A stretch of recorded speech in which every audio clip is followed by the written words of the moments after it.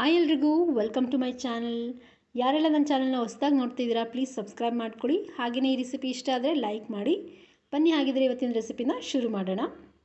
ನೋಡಿ, ನಾನಿಲ್ಲಿ ಒಂದು 1/4 kg ಬೆಂಡೆಕಾಯಿನ ನೀಟಾಗಿ ತೊಳೆದು ಒರೆಸಿ ಈ ರೀತಿ ಕಟ್ ಮಾಡಿ ಇಟ್ಕೊಂಡಿದ್ದೀನಿ.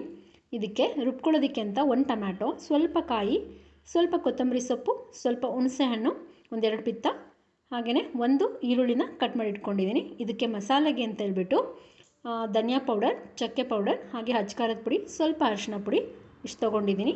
ಒಗ್ಗರಣೆಗೆ ಅಂತೇಳ್ಬಿಟ್ಟು ಈರುಳ್ಳಿ, ಟೊಮ್ಯಾಟೊ, ಕರಿಬೇವಿನ ಸೊಪ್ಪು, ಹಾಗೆ ಸ್ವಲ್ಪ ಕೊತ್ತಂಬರಿ ಸೊಪ್ಪನ್ನ ತೊಗೊಂಡಿದ್ದೀನಿ.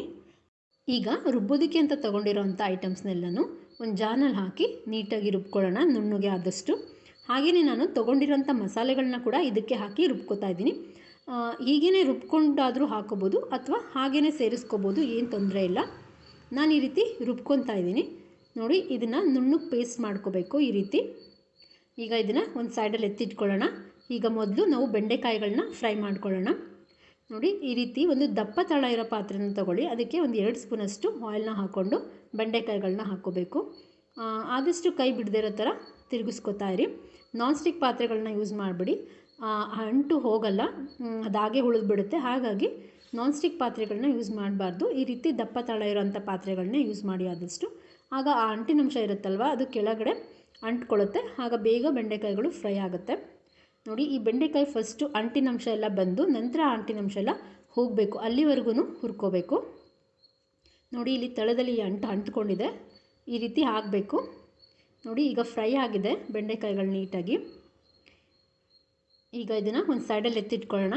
ಹಾಗೆಯೇ ಇನ್ನೊಂದು ಪಾತ್ರೆಗೆ ಈಗ ನಾವು ಗೊಜ್ಜನ್ನ ರೆಡಿ ಮಾಡ್ಕೊಳ್ಳೋಣ ಬನ್ನಿ. ಈಗ ನಾನು ಇನ್ನೊಂದು ಪಾತ್ರೆ ತೊಗೊಂಡಿದ್ದೀನಿ. ಇದಕ್ಕೆ ಒಂದು 4 ಸ್ಪೂನಷ್ಟು ಆಯಿಲ್ನ ಹಾಕ್ಕೊಂಡಿದ್ದೀನಿ. ಸ್ವಲ್ಪ ಸಾಸಿವೆ ಹಾಕ್ಕೊಳ್ಳೋಣ. ಈ ಸಾಸಿವೆ ಸಿಡಿದ್ಮೇಲೆ ಒಂದು ಈರುಳ್ಳಿನ ಹಾಕ್ಕೋತಾ ಇದ್ದೀನಿ. ಈರುಳ್ಳಿ ಎಷ್ಟು ಬೇಕಿದ್ರೂ ಹಾಕ್ಕೋಬೋದು. ನಾನಿಲ್ಲಿ ಒಂದು ಈರುಳ್ಳಿನ ಬಳಸ್ತಾ ಇದ್ದೀನಿ. ಈ ಈರುಳ್ಳಿ ಸ್ವಲ್ಪ ಟ್ರಾನ್ಸ್ಪರೆಂಟ್ ಆದಮೇಲೆ ಇದಕ್ಕೆ ಕರಿಬೇವಿನ ಸೊಪ್ಪನ್ನ ಆ್ಯಡ್ ಮಾಡ್ಕೊಳ್ಳೋಣ. ಹಾಗೆಯೇ ಇದಕ್ಕೆ ನಾನು ಒಂದು ಟೊಮ್ಯಾಟೋನ ಕಟ್ ಮಾಡಿ ಇಟ್ಕೊಂಡಿದ್ದೀನಿ, ಅದನ್ನು ಕೂಡ ಆ್ಯಡ್ ಮಾಡ್ಕೋತೀನಿ. ಟೊಮ್ಯಾಟೋನ ಹೆಚ್ಚು ಕೂಡ ಹಾಕ್ಕೋಬೋದು.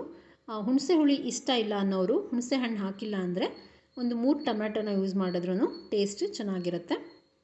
ಈಗ ರುಬ್ಬಿರೋಂಥ ಮಸಾಲೆನ ಹಾಕ್ಕೊಳ್ಳೋಣ. ಈ ಮಸಾಲೆನ ಹಾಕಿದ್ಮೇಲೆ ತಕ್ಷಣ ಕೈ ಆಡಿಸ್ಕೋಬೇಕು, ಇಲ್ಲಾಂದರೆ ತಳ ಹಿಡಿದ್ಬಿಡುತ್ತೆ. ಹಾಗೆಯೇ ನೀರನ್ನು ಹಾಕ್ದಲೇ ಒಂದು 5 ಮಿನಿಟ್ಸ್ ಇದನ್ನು ನೀಟಾಗಿ ಕುದಿಸ್ಕೋಬೇಕು. ನಂತರ ನಿಮಗೆ ಎಷ್ಟು ಬೇಕಷ್ಟು ನೀರನ್ನು ಆ್ಯಡ್ ಮಾಡ್ಕೊಳ್ಳಿ. ಬೇಗ ನೀರನ್ನು ಆ್ಯಡ್ ಮಾಡ್ತು ಅಂದರೆ ಅದು ನೀಟಾಗಿ ಹಸಿ ವಾಸನೆ ಎಲ್ಲ ಹೋಗಲ್ಲ.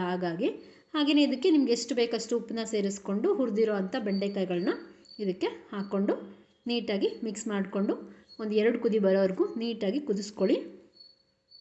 ನೋಡಿ, ಈಗ ನಾನೆಲ್ಲ ಮಿಕ್ಸ್ ಮಾಡ್ಕೊಂಡಿದ್ದೀನಿ. ಇದು ಒಂದು ಕುದಿ ಬರೋವರೆಗೂ ನೀಟಾಗಿ ಕುದಿಸ್ಕೊತಾ ಇದ್ದೀನಿ. ನೋಡಿ, ಚೆನ್ನಾಗಿ ಕುದೀತಾ ಇದೆ. ಇವಾಗ ಇದಕ್ಕೆ ಕೊತ್ತಂಬರಿ ಸೊಪ್ಪನ್ನ ಆ್ಯಡ್ ಮಾಡ್ಕೊಂಡಿದ್ದೀನಿ. ಈ ಕೊತ್ತಂಬರಿ ಸೊಪ್ಪನ್ನ ಆ್ಯಡ್ ಮಾಡಿದ್ಮೇಲೆ ಇನ್ನೊಂದು ಸರಿ ನೀಟಾಗಿ ಮಿಕ್ಸ್ ಮಾಡಿಕೊಂಡು ನಾನು ಫ್ಲೇಮ್ನ ಆಫ್ ಮಾಡ್ಕೊತಾ ಇದ್ದೀನಿ.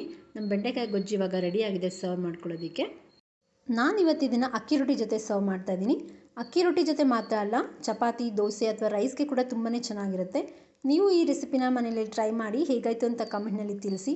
ಹಾಗೆಯೇ ಇನ್ನೂ ಸಬ್ಸ್ಕ್ರೈಬ್ ಮಾಡದೆ ನನ್ನ ಚಾನಲ್ ನೋಡ್ತಿದ್ದೀರಾ ಅಂದರೆ ಪ್ಲೀಸ್ ಸಬ್ಸ್ಕ್ರೈಬ್ ಮಾಡ್ಕೊಳ್ಳಿ, ಲೈಕ್ ಮಾಡಿ, ಶೇರ್ ಮಾಡಿ, ಹಾಗೆ ಕಮೆಂಟ್ ಮಾಡಿ. Thank you for watching.